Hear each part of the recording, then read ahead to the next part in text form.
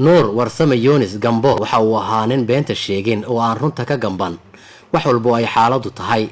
waxa uu noolaa xilligii sayid maxamed cabdilla xasan, waxa uu ka mid ahaa daraawiishta sayidka, waxaana uu ka qayb galay dhammaan dagaaladii uu sayidka la galay gumaysiga.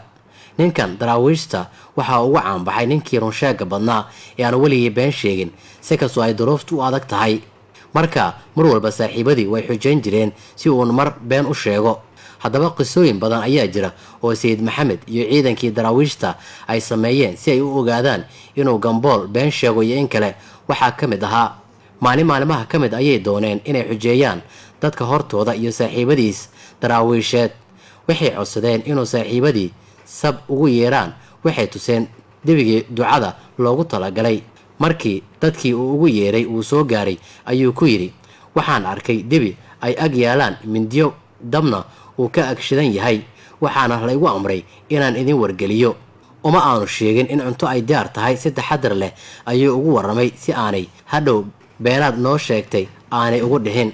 tusaale kale oo caddaynaysa runsheegnimadii gambool sida ku qoran buugga gambool The Truth Taylor, sayid maxamed cabdilla xasan ayaa goostay inuu ku duulo magaalada boosaaso.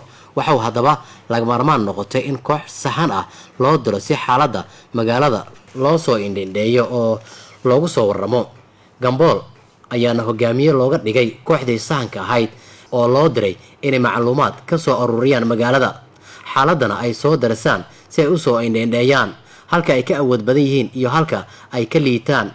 ciidanka boqor cismaan oo markaa ay isku kacsanaayeen sayid maxamed intii howlgalka sahminta ah ay ku jireen ayaa si lama filaan ah waxay ula kulmeen rag si aada u hubaysan oo ka mid ahaa ciidanka ilaalada boqor cismaan oo markiiba su-aalo kula soo booday, yaa tihiin, danta aad u socotaan waa maxay?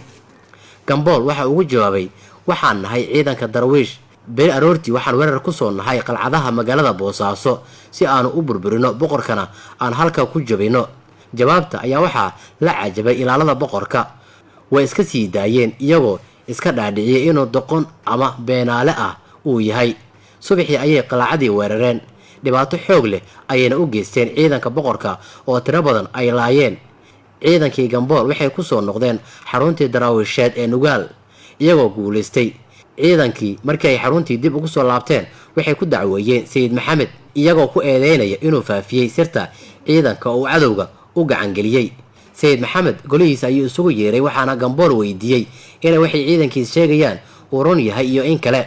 gambool waxa uu ku jawaabay hadal caan noqday, sayid kaygiyow, waxay ciidanku igu soo eedeeyeen waa sax, xaqiiqda dhabta ah ayaana u sheegay si uu cadowga ugu maleeyo inaan been sheegayo.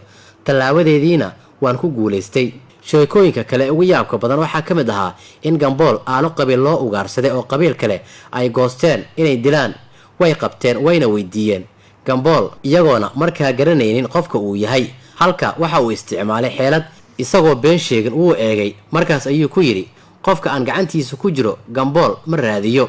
maanta waxaan aad ugu baahi qabnaa hogaamiyaal aan dadkooda been u sheegin oo runsheeg badan si kastoo ay xaaladdu uga adag tahay. runta waa badbaado, beentuna waa halaag.